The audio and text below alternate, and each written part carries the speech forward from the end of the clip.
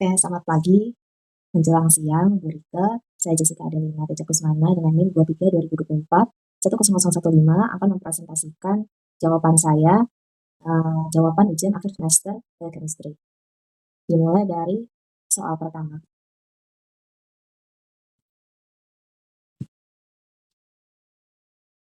Oke, oke. Jadi untuk soal pertama yang diketahui itu total karbohidratnya ada 8 gram, di mana di keterangan soal dicantumkan kalau 1 gram karbohidrat itu setara dengan 100 molekul glukosa. Lalu di sana juga ada total fat sebesar 1 gram, di mana komposisinya itu dalam 1 gram fat ada 20 molekul linoleic acid, di mana ini adalah molekul C18, lalu ada 10 molekul EPA yang memiliki 20 atom C, lalu ada 2 molekul gliserol dan 20 molekul oksaloasetat. Lalu, karena bagian lainnya tidak dicantumkan, seperti protein tidak dicantumkan, berapa molekul asam aminonya, maka ATP tersebut, tidak saya hitung. Yang saya hitung hanya ATP dari karbohidrat dan juga fat. Nah, seperti yang kita tahu, dalam 1 molekul glukosa itu menghasilkan 32 ATP seperti yang ada pada gambar di bagian kanan. Hasilnya ada dari NADH, asetil-CoA, GTP, dan lain sebagainya hingga menghasilkan 32 ATP melalui PCA cycle dan glycolysis. Nah, oleh karena itu kita tahu tadi jumlah karbohidrat per one serving itu ada 8 gram dan dalam 1 gram karbohidrat itu ada 100 molekul glukosa, sehingga kita tinggal mengkalikannya aja sehingga mendapatkan 800 molekul glukosa. Dan 800 molekul glukosa ini kita tinggal kali tekan 32 sehingga menghasilkan 25.600 ATP, sehingga dapat dikatakan kalau dalam 8 gram karbohidrat ini dapat menghasilkan sekitar 25.600 ATP. Oke, lalu untuk lemak, yang pertama saya akan membahas mengenai linoleic acid terlebih dahulu yang memiliki 18 atom C. Nah, jadi seperti yang kita tahu, satu molekul ini melalui proses yang namanya beta oxidation, di mana linoleic acid ini menghasilkan 8 siklus beta oxidation, di mana menghasilkan 9 asetil-CoA, di mana 9 asetil-CoA ini melalui TCA cycle menghasilkan 90 ATP. Lalu untuk setiap siklus beta oxidation ini menghasilkan 1 FADH2 dan 1 NADH yang menghasilkan 4 ATP. Kemudian kita kalikan karena ada 8 siklus, jadi 8 kali 4 32 ATP. Nah, karena kita memakai ATP untuk mengaktifasi asam lemak, makanya itu kita kurangi 2. Nah, oleh karena itu total sementara yang kita dapat dari keseluruhan proses yang saya jelaskan tadi itu sekitar 120 ATP. Namun, seperti yang kita lihat di struktur di atas, linoleic acid ini memiliki 2 ikatan rangkap, di mana pada proses beta oxidation ini ada suatu proses di mana FAD ini menambahkan ikatan rangkap pada fatty acid-nya. Nah, hal ini tidak diperlukan. Oleh karena itu, kita mengurangi 3 ATP dari total. Jadi total final ATP yang didapatkan dari linoleic acid ini sekitar 117 ATP per molekul. Dan di mana di soal tadi ada 20 molekul, oleh karena itu kita kalikan 20, jadinya total ATP yang dihasilkan dari linoleic acid ini sebesar 2.340 ATP. Oke, lanjut kita ke EPA. EPA ini memiliki 20 atom C, di mana terdapat 5 ikatan rangkap juga. Nah, oleh karena itu, beta oxidation ini mengalami 9 siklus beta oxidation, di mana dalam 9 siklus ini kita menghasilkan 10 asetil-CoA, dan ATP dari beta oxidation ini total 36 ATP. Lalu ATP dari asetil-CoA-nya sebesar 100 ATP, sehingga ditambahkan menjadi 136 ATP. Lalu tidak lupa kalau beta oxidation ini butuh aktivasi, sehingga dikurangi 2 ATP, sehingga totalnya adalah 134 ATP. Lalu kita ingat lagi seperti yang tercantum pada gambar di atas, kalau lemak EPA ini memiliki 5 ikatan rangkap, sehingga kita melewati proses penambahan ikatan rangkap sehingga tidak ada 5 FADH2, sehingga kita kurangi 7,5 ATP. Jadi ATP final yang kita dapatkan itu sebesar 126,5 ATP per molekul, di mana ketika kita kalikan dengan 10 itu menjadi 1265 ATP karena ada 10 molekul EPA.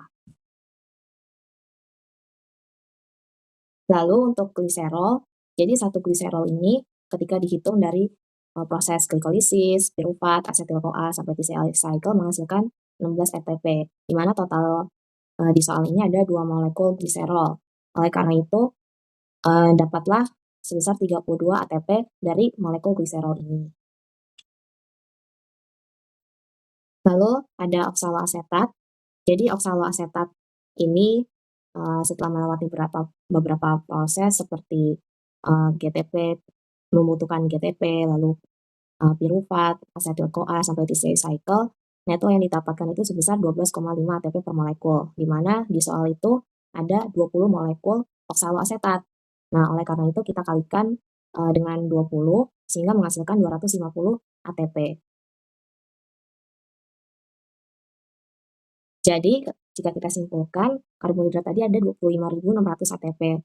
Lalu, yang dihasilkan dari lemak totalnya ada 3.887 ATP, sehingga total ATP yang dihasilkan dari satu porsi oatmeal ini sebesar 29.487 ATP. Oke, kita masuk ke soal yang kedua.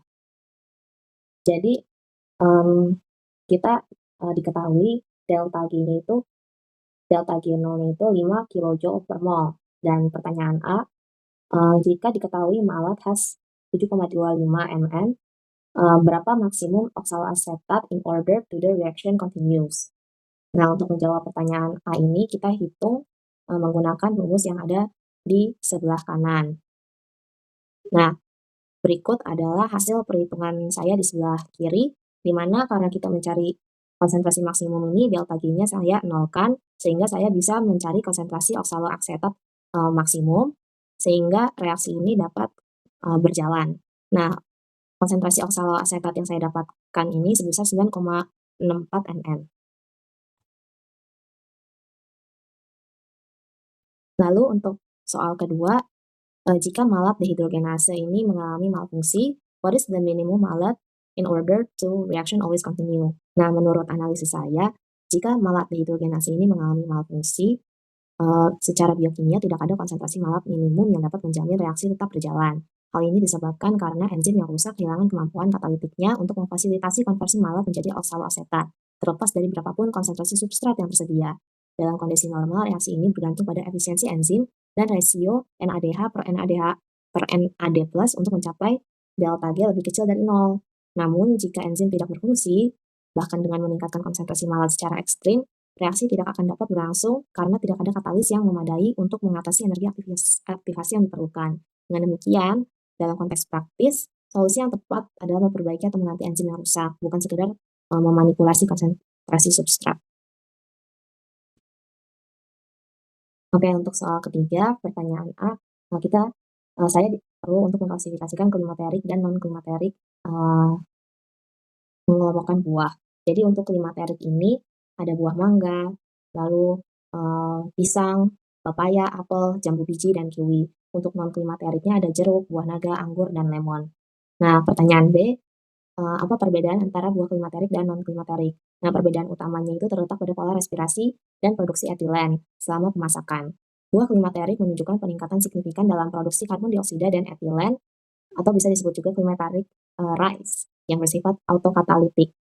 Hal ini memungkinkan buah dipanen pada kematangan fisiologis dan mengalami pemasakan setelah panen. Nah, sebaliknya, buah non-klimaterik ini mempertahankan laju respirasi dan produksi etilen yang rendah, serta stabil selama pemasakan, sehingga harus dipanen saat sudah mencapai kematangan konsumsi di pohon karena kualitasnya tidak akan meningkat setelah panen. Lalu untuk pertanyaan C, bagaimana cara memprevent damage to the climateric fruit? Nah, bisa dengan beberapa cara. Yang pertama, eliminasi sumber etilen dengan tidak menyimpan buah klimaterik matang dekat dengan buah sensitif etilen. Lalu yang kedua, bisa dengan ventilasi, menggunakan sirkulasi udara untuk membuang etilen berlebih. Lalu menggunakan penyerap etilen seperti potasium permanganat atau arang sebagai penyerap etilen dalam ruang penyimpanan. Lalu, cara lainnya adalah dengan mengontrol suhu, menyimpan pada suhu rendah untuk memperlambat respirasi dan produksi etilen. Sekian dari saya, terima kasih.